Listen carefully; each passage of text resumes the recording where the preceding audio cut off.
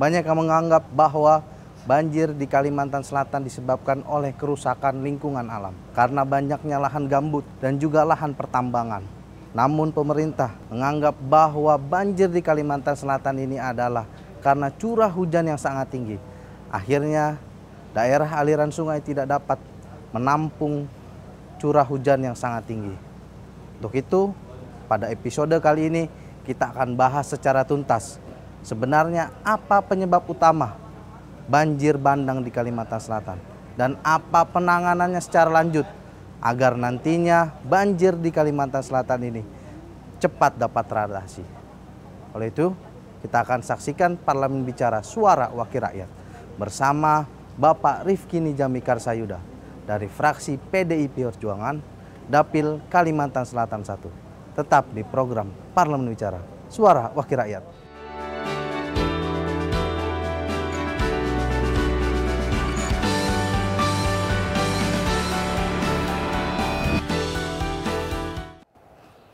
Ya pemirsa, kembali bersama saya Hilman Hidayat di program Parlemen Bicara Suara Wakil Rakyat. Saat ini saya bersama anggota Komisi 5 DPR RI, Bapak Rifki Nijami Karsayuda. Selamat siang, Pak. Selamat siang. Tapi saya lebih baik manggil abang aja ya biar lebih dekat. Izin Bang, kita ingin bincang-bincang soal bagaimana hari ini Indonesia dirundung masalah, dirundung musibah yang bertubi-tubi, bencana alam di beberapa daerah di tengah masa pandemi, khususnya di Kalimantan Selatan. Abang sebagai anggota DPR RI Komisi 5 dan juga dari Dapil Kalimantan Selatan melihat ini sebenarnya seperti apa Bang, bencana banjir bandang di Kalimantan Selatan? Ya, pertama tentu kita mengucapkan duka mendalam kepada seluruh korban dan keluarga korban yang mengalami musibah bencana ini, baik bencana banjir di Kalimantan Selatan, bencana gempa bumi di Sulawesi Barat, bencana tanah longsor di Jawa Barat, dan bencana-bencana yang lain. Saya pikir juga di kaki Gunung Semeru ada musibah meluapnya lahar Semeru, dan karena itu pemerintah termasuk DPR di dalamnya harus segera melaksanakan tugas konstitusionalnya, yaitu memastikan agar keselamatan rakyat itu betul-betul terlaksana pada satu pihak dan negara kesejahteraan itu hadir di tengah musibah ini, yaitu dengan memberikan bantuan secepat mungkin kepada semua korban terkait dengan fasilitas umum yang ada di sana, terutama pada para pengungsi, termasuk bagi kami di Komisi 5 bersama Kementerian PUPR, kami mendorong kementerian agar kemudian segera melakukan perbaikan-perbaikan dan penanganan terhadap infrastruktur yang rusak akibat bencana ini. Nah, tapi Bang, khususnya di Kalimantan Selatan, banjir bandang yang hari ini juga berdampak luas di masyarakat, itu banyak analisa yang memang berbeda Bang. Kata beberapa pengamat lingkungan, banjir bandang ini disebabkan oleh kerusakan lingkungan atau banyaknya pertambangan yang akhirnya merusak lingkungan, akhirnya banjir itu tiba secara besar, tetapi pemerintah menganggap ini cuma curah hujan biasa yang sangat tinggi. Ini bagaimana Abang melihatnya? Ya, saya kira semua spekulasi-spekulasi yang tadi disampaikan itu bisa jadi benar. Dan karena itu sekarang kita meminta kepada pemerintah untuk melakukan kajian yang serius dan komprehensif terhadap akar masalah banjir itu sendiri. Sekilas saya kira sebagai orang yang hampir 40 tahun lahir, besar, dan bekerja di Kalimantan Selatan sebelum menjadi anggota DPR RI, saya melihat ada dua persoalan besar yang mengakibatkan banjir tahun 2021 ini masif terjadi di 11 kabupaten kota dari 13 kabupaten kota yang ada di Kalimantan Selatan. Hampir 70%, 80% lebih? 80%. 80% lebih? 80%. Dan di 3 kabupaten terparah itu ketinggian air 1,5 meter sampai 4 meter. Merendam rumah juga Bang ya? Merendam rumah, melumpuhkan aktivitas warga dan pemerintahan termasuk aktivitas ekonominya, dan memutus konektivitas, terutama konektivitas darat ke tempat-tempat itu. Jalan nasional terputus, kemudian jalan-jalan dan jembatan tergenang air. Dua hal tadi, yang pertama adalah di hulu curah hujan sangat tinggi dan kemudian debit air sangat cepat turun ke bawah. Karena apa? Karena alih fungsi lahan di hulu sangat besar terjadi di Kalimantan pada umumnya, termasuk Kalimantan Selatan. Kami ini adalah tempat di mana banyak sekali investor ingin menanamkan investasinya. Dulu di zaman Orde Lama, Orde Baru, masa keemasan hutan. Orang banyak berinvestasi untuk menebang hutan kemudian mengolah hasil hutan di Kalimantan. Pasca reformasi kemudian muncullah era pertambangan, terutama pertambangan batu bara. Banyak pertambangan yang melakukan good mining governance, tata kelola pertambangan yang baik, dan itu rata-rata dilakukan justru oleh pertambangan-pertambangan besar. Tapi juga tidak sedikit pertambangan-pertambangan kecil, bahkan illegal mining yang kemudian tidak terkontrol dan melakukan tata kelolanya dengan serampangan. Ini saya kira adalah satu kontribusi di sektor hulu. Di sektor hilir, beberapa kota di Kalimantan Selatan itu tinggi topografinya di bawah permukaan laut. Ambil contoh adalah kota Banjarmasin yang langsung berada di hilir Sungai Barito. Nah, tahun ini tinggi permukaan air laut dan air Sungai Barito itu sangat tinggi. Sehingga dari sisi hulu air turun ke bawah, di hilir dia tidak bisa mengalir ke laut. Sudah tidak menampung tuh, Bang. Betul. Bahkan drainase yang dibuat di kota Banjarmasin itu justru tidak mengalirkan air dari kota ke laut. Justru dari air laut masuk ke kota. Karena tinggi kota itu di bawah permukaan air laut.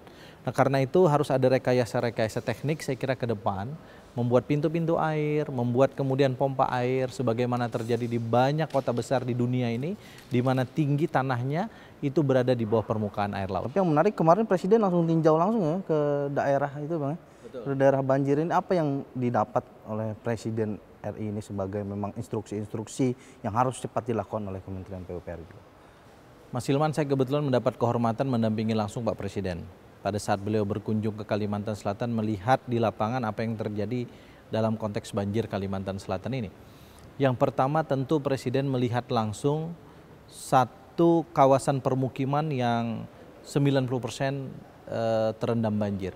Bahkan mobil iring-iringan Presiden itu ikut terendam dan beberapa menjadi mogok karena tidak ada jalan lain untuk masuk ke akses ke situ. Gitu. Dan benar-benar terputus berarti, Bang. iya, bisa mobil-mobil besar yang tinggi dan itu pun punya risiko tentu pada kerusakan mesin dan seterusnya. Nah, warga sekarang mengandalkan justru transportasi sungai. Jadi di jalan-jalan raya itu sekarang perahu-perahu masyarakat itu berkeliweran sekarang. Sehingga transportasi darat sementara dinomorduakan. Presiden melihat situasi itu, kemudian beliau menyampaikan satu, yang pertama adalah dipastikan logistik bagi masyarakat yang terdampak banjir harus aman. Karena itu Bulog, pemerintah daerah, pemerintah kabupaten kota dan BNPB bekerja untuk memastikan logistik. Yang kedua kesehatan.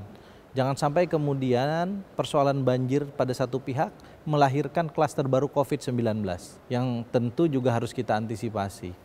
Karena itu rapid antigen sekarang itu sedang dilakukan dengan sangat ketat di Kalimantan Selatan untuk memisahkan mana mereka yang reaktif dan mana yang tidak reaktif. Yang ketiga yang paling penting juga adalah faktor keamanan yang diamanahkan Presiden.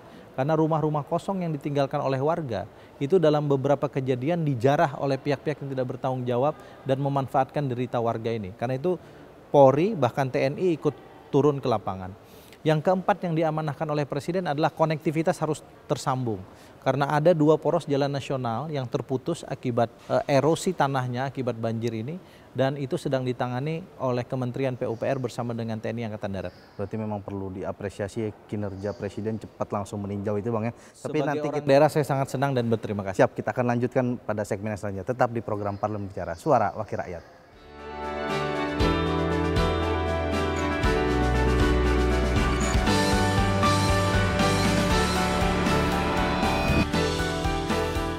Ya pemirsa, tetap di program Parlemen Bicara, Suara Wakil Rakyat.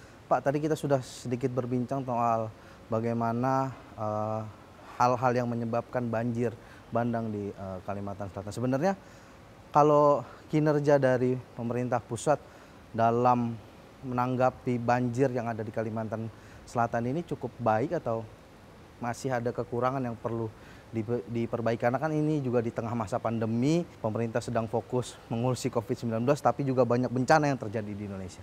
Ya, pertama tentu kita tidak pernah menyangka bahwa banjir ini seperti ini.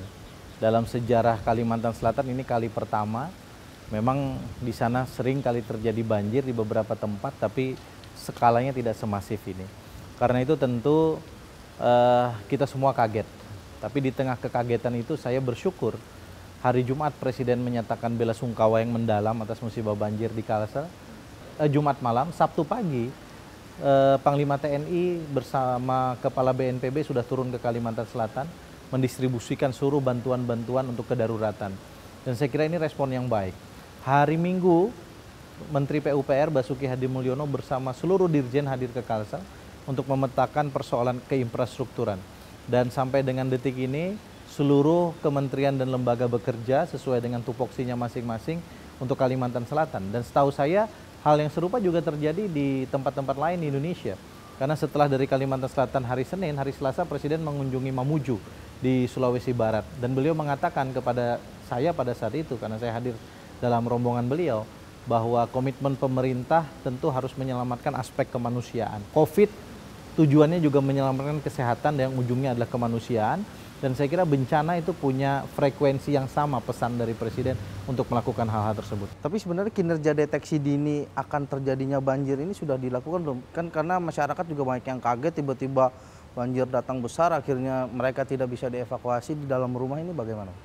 BMKG telah memberi warning bahwa pada bulan Januari dan Februari ini Indonesia mengalami kerawanan bencana akibat cuaca yang sangat buruk. Nah, tetapi kemudian bencananya seperti apa masifnya, tentu itu harus menjadi awareness dari pemerintah daerah masing-masing menurut pandangan saya. Karena mereka yang paling mengetahui kondisi yang ada di daerahnya masing-masing. Kita semua sekarang mengambil hikmah dari persoalan ini, mengambil pelajaran dan harus memiliki satu sistem kewaspadaan bencana yang lebih baik ke depan. Termasuk misalnya bagaimana evakuasi dini terhadap korban-korban bencana yang ternyata di Kalimantan Selatan misalnya, ketika eskalasinya terus bertambah, ada hampir 300.000 orang korban yang saat ini terpapar banjir, itu ternyata cukup kewalahan semua pihak. Tapi saya bersyukur masyarakat di sana mau bergotong royong satu dengan yang lain, dan pemerintah bisa masuk pada hal-hal yang sangat urgen dan strategis untuk membenahi berbagai hal. Dalam konteks infrastruktur misalnya sekarang infrastruktur dasar disupport. Air minum, PDAM belum jalan, tapi kemudian instalasi pengolahan air mobile milik Kementerian PU, tadi saya rapat dengan Pak Menteri PU, sudah mulai disupport ke Kalimantan Selatan. Agar kemudian pengolahan air minum, air bersih, termasuk sarana sanitasi bisa dilakukan. Infrastruktur yang putus, jalan dan jembatan, dibangun sarana kedaruratannya. Udah itu Bang, udah dibangun. Jalan dan sekarang sudah terhubung. Oh, hari ini sudah? Hari ini terhubung. Dan karena itu saya kira pemerintah 1x24 jam bekerja keras untuk ini, dan saya melihat dan menyaksikan langsung. Karena itu sebagai anggota DPR saya memberi apresiasi atas penanganan ini. Berarti kemarin yang sempat akses tertutup itu bahan pokok masuk itu sulit juga tuh Bang. Jembatan yang terputus, infrastruktur yang memang masih rusak itu ya. Betul, beberapa tempat kabupaten itu justru tidak bisa mendapatkan bahan bakar minyak. Karena logistik dari Pertamina untuk mendistribusikan bahan bakar minyak itu justru tidak bisa dilakukan karena akses jalan putus. Nah, karena itu infrastruktur ini menjadi penting untuk kita dorong agar terkoneksi. Nah, ini sebenarnya tindakan mitigasi apa yang perlu dilakukan nanti ke depan untuk mencegah terjadinya atau meluasnya bencana banjir di Kalimantan Selatan? Dalam jangka pendek tentu kita harus menangani kedaruratan sebagaimana saya katakan tadi. Dalam jangka menengah harus ada desain infrastruktur untuk kemudian menahan debit air dari pegunungan itu langsung landai ke bawah. Karena itu saya sudah mengusulkan dan mendesain bersama Direktorat Jenderal Sumber Daya Air beberapa bendungan-bendungan besar. Karena berdasarkan exercisement kami di beberapa tempat di mana sudah ada bendungan, ambil contoh misalnya Kabupaten Tapin. Ada satu bendungan yang baru selesai, kabupaten itu tidak terlalu terdampak banjir. Karena air yang turun dari hulu, dia ditampung dulu di bendungan baru kemudian mengalir ke bawah. Nah, karena itu perlu dibuat beberapa bendungan untuk kemudian melakukan ini. Dalam jangka yang panjang, tentu kita harus menyelesaikan infrastruktur alam yang rusak. Konservasi alamnya harus dibenahi. Karena itu tadi saya meminta kepada pimpinan Komisi 5 untuk menyampaikan kepada pimpinan DPR untuk melakukan rapat koordinasi lintas komisi, membicarakan persoalan kebencanaan di Indonesia ini secara lebih komprehensif. Misalnya banjir, problem banjir itu adalah penggundulan hutan. Kenapa penggundulan hutan terjadi? Bisa jadi karena secara tradisional dilakukan, tapi juga ada intervensi karena pemberian izin usaha pertambangan dan HGU kepada perkebunan-perkebunan besar oleh negara. Tetapi kan tidak semua tambang juga kemudian tidak melakukan good mining governance. Karena di negara-negara maju seperti China, Amerika, tambang juga dilakukan. Tapi good mining governance itu kata kuncinya. Nah, bagi hal-hal seperti ini tentu harus dibicarakan dengan banyak stakeholder. Kementerian Kehutanan Lingkungan Hidup adalah stakeholder yang harus kita ajak bicara. Kemudian BPN yang memberikan hak guna usaha kepada tanah-tanah negara juga harus kita ajak bicara. Kementerian SDM juga harus kita ajak bicara. Dan korporasi-korporasi besar yang memiliki izin ratusan ribu hektar tanah di seluruh Kalimantan yang sangat berpotensi untuk nanti terjadi banjir, longsor, dan seterusnya juga harus kita bicara agar kemudian kita tata ke depan persoalan ini, aspek bisnis tetap jalan, tapi kemudian aspek lingkungan harus terjaga. Berarti memang benar Bang, ada kerusakan lingkungan yang menyebabkan banjir bandang di Kalimantan. Ada kerusakan lingkungan, tapi siapa yang melakukan kerusakan lingkungan, kita tidak boleh memprediksi sebelum kemudian hasil penelitian dan investigasi dilakukan. Oke siap, nanti akan kita lanjutkan ke segmen selanjutnya. Tetap di program Parlemen Bicara, Suara Wakil Rakyat.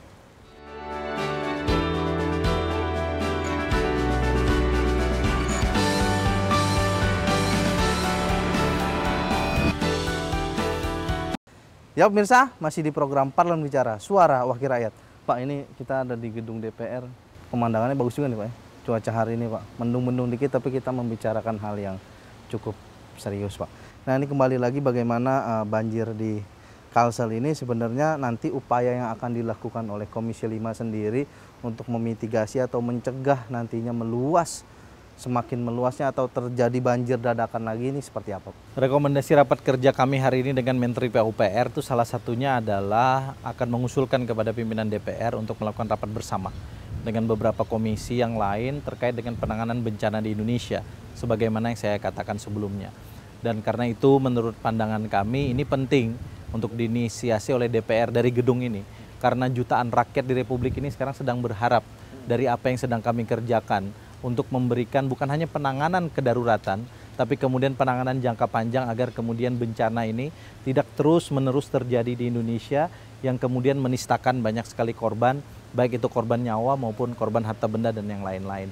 Saya pastikan kami sekarang on the track dalam ranah perjuangan ini untuk memastikan agar satu, pemerintah bekerja dengan cepat dan tepat dalam rangka penanggulangan bencana, termasuk penanggulangan infrastruktur di dalamnya. Dan tugas DPR tentu melakukan pengawasan dan jika diperlukan realokasi anggaran, kami tentu akan mempersetujui realokasi anggaran dalam konteks menangani kebencanaan. Berarti ada kemungkinan untuk penambahan anggaran perbaikan infrastruktur. Dengan eskalasi bencana yang sangat masif di Indonesia seperti sekarang, menurut pandangan kami harus ada relokasi anggaran terkait dengan penanganan kebencanaan termasuk penanganan infrastruktur. Itu bisa masuk ke undang-undang yang bencana ini nggak Pak yang dibahas itu nanti? Boleh. Jadi Presiden akan menetapkan status kebencanaan dan dengan itu kemudian eksersis anggaran bisa lebih leluasa dan fleksibel untuk masuk pada penanganan kebencanaan itu. Oke Bang, terakhir Bang, mungkin harapan Abang nih sebagai putra daerah juga, anggota Komisi 5 juga terkait bagaimana penanganan bencana di Indonesia khususnya di Kalimantan Selatan dan juga mungkin pesan-pesan kepada masyarakat agar tetap menjaga protokol kesehatan walaupun sedang dievakuasi atau sedang dalam masa proses karantina. Ya, bencana adalah musibah yang bagaimanapun Tuhan Allah Subhanahu wa Ta'ala telah atur kepada kita dan Tuhan tidak akan memberikan musibah itu di luar batas kemampuan kita. Kendati demikian, musibah-musibah bencana alam terutama banjir, tanah longsor itu adalah sesuatu yang sebetulnya bisa kita hindari dengan cara kita merawat alam itu sendiri. Dan saya tentu menghimbau kepada kita semua masyarakat Indonesia untuk melakukan satu investasi jangka panjang. Kami di PD Perjuangan misalnya menetapkan satu politik ekologi, yaitu politik yang mengedepankan kecintaan kepada alam. Pada saat HUT Partai kemarin kami menanam dan membersihkan Kali Ciliwung. Itu pesan kepada masyarakat Indonesia bahwa krisis ekologi itu adalah krisis yang bukan hanya merusak lingkungan, tapi ternyata memporak-porandakan semua aspek kehidupan. Sekarang kalau kita hitung-hitung kerusakan infrastruktur triliunan rupiah. Dan itu tentu adalah harga yang harus kita bayar akibat kita tidak bersahabat dengan alam. Semoga seluruh saudara-saudara di seluruh Indonesia yang saat ini sedang ditimpa musibah bisa lebih sabar dan jadikan momentum ini untuk kita mari mengevaluasi diri secara bersama-sama. Dan di pihak yang lain mari kita terus bergotong royong. Karena tentu negara tidak bisa menyelesaikan semua hal. Gotong royong adalah kata kunci kita keluar dari krisis ini. Berarti memang pesan pentingnya menjaga lingkungan kita secara bersama-sama, secara sadar ya Bang. Baik. Oke. Itulah perbincangan saya dengan Bapak Rifki Nizami Karsayuda sebagai anggota Komisi 5 DPR RI. Bagaimana nantinya Komisi 5 bersama pemerintah berkomitmen untuk membenahi seluruh infrastruktur yang rusak dan diakibatkan oleh banjir. Tapi investasi jangka panjang adalah bagaimana mengkoordinasi dengan seluruh lembaga pemerintahan, nantinya bagaimana masyarakat bersama pemerintah itu menjaga lingkungan bersama-sama, karena kata Bang Rifki ini, kalau misalnya memang banjir dan tanah longsor ini bisa dicegah dengan menjaga alamnya kita masing-masing. Tetap saksikan program Parlemen Bicara pada episode-episode yang selanjutnya. Tetap di program Parlemen Bicara, Suara Wakil Rakyat. Terima kasih.